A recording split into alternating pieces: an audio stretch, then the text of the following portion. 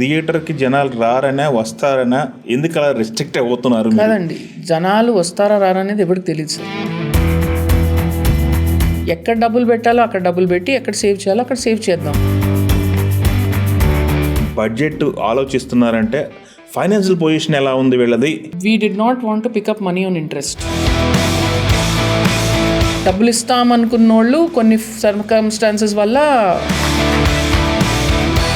I was running between 2 units also. అంటే అక్కడ ఒక షార్ట్ జరుగుతుంది, ఇక్కడ ఒక షార్ట్ జరుగుతుంది. లిటరల్గా నేను హిమాంగ్ అయితే ఓ రోజు పడిపోతాడేమో అనుకున్నాను, అంత టెన్షన్లో ఉన్నాడు. He got the money together and we did the film. Hero కూడా లేరు, ఎవరు లేరు, ఇంతెందుకు ఖర్చు పెడుతున్నారని చెప్పేసి వెనక్కి లాగారు చాలా మంది. అంటే డిస్ట్రిబ్యూటర్లో కూడా టాక్ వాజ్ లైక్ ఎంత ఉంటుందండి, ఎంత ఉంటుంది సమంత పుల్ ఇలాంటివి అన్నీ విన్నాం సార్. సినిమా అనుకున్నది బడ్జెట్ ఏదైతే ఉందో లిమిటెడ్ బడ్జెట్లో చేశాము అని చెప్తున్నారు. ఎందుకు అట్లా రిస్ట్రిక్షన్స్ పెట్టుకున్నారు? అంటే థియేటర్కి జనాలు రారనే వస్తారనా ఎందుకు అలా రిస్ట్రిక్ట్ అవుతున్నారు? కాదండి, జనాలు వస్తారా రారా అనేది ఎవరికి తెలియదు సార్. మనము మన బెస్ట్ అటెంప్ట్ చేయాలి, కానీ అట్ ద సేమ్ టైం వీలైనంత వరకు ప్రాజెక్ట్ని సేవ్ చేయాలి. సో క్వాలిటీ డ్రాప్ అవ్వకుండా ఎక్కడ డబ్బులు పెట్టాలో అక్కడ డబ్బులు పెట్టి, ఎక్కడ సేవ్ చేయాలో అక్కడ సేవ్ చేద్దాం. This was the plan. So we got very good technicians, whether DOP, music director, అందరూ తక్కువ రెమ్యునరేషన్లో వాళ్ళు ఎవరు లేరు.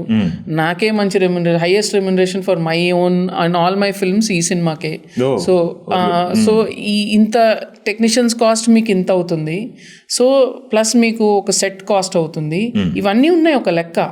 So Himang had one very clear mathematics. మీరు ఏం చేస్తారు నాకు తెలీదు, ఇన్ని నంబర్ ఆఫ్ డేస్లో ఈ హౌస్ సెట్ అయిపోవాలి, నేను దాని తర్వాత మళ్ళీ ఖర్చు పెట్టను అట్లా. సో ఇవన్నీ ఉండినాయి.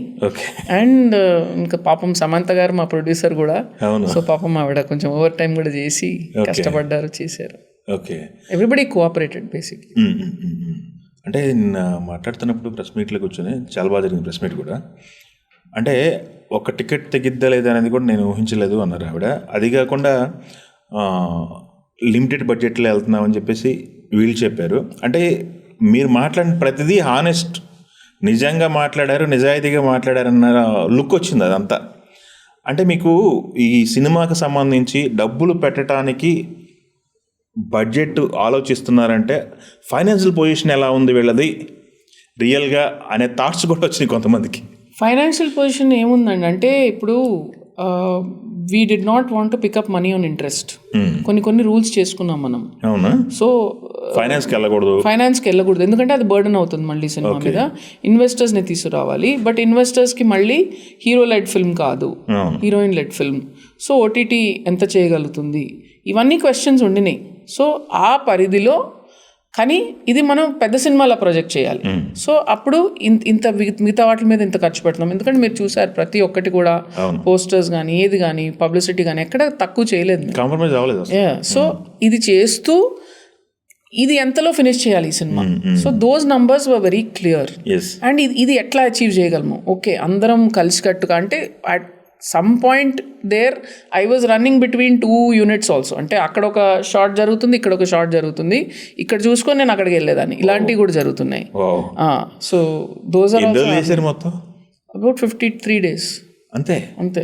ఎందుకంటే ఇది నెంబర్ ఆఫ్ ఆర్టిస్టులు ఉన్నారు, ఇవి ఉంది కదా, కాంబినేషన్స్. నేను చెప్తాను కదండి, నేను ఇంత కష్టపడింది, మ్యాక్సిమం కష్టపడింది ఇప్పటివరకు ఈ సినిమాకి. It was very challenging but also very exciting to do. And best thing ఏంటంటే, ఈ సినిమాని ఎవడు పెద్ద ఈగో ట్రిప్లా తీసుకోలేదండి. ఇది అందరిది ఒక్కటే గోలు, సమంత గారికి ది బెస్ట్ ఫిల్మ్ ఇవ్వాలి మనము. ఆవిడ మళ్ళీ ఒక ఫుల్గా గ్లోరియస్గా మళ్ళీ తెలుగు సినిమా తెర మీద కనిపించాలి, ది బెస్ట్. ఇది నాకు పేరు రావాలనో, రాజు గారికి పేరు రావాలనో ఇవన్నీ ఏం లేవు.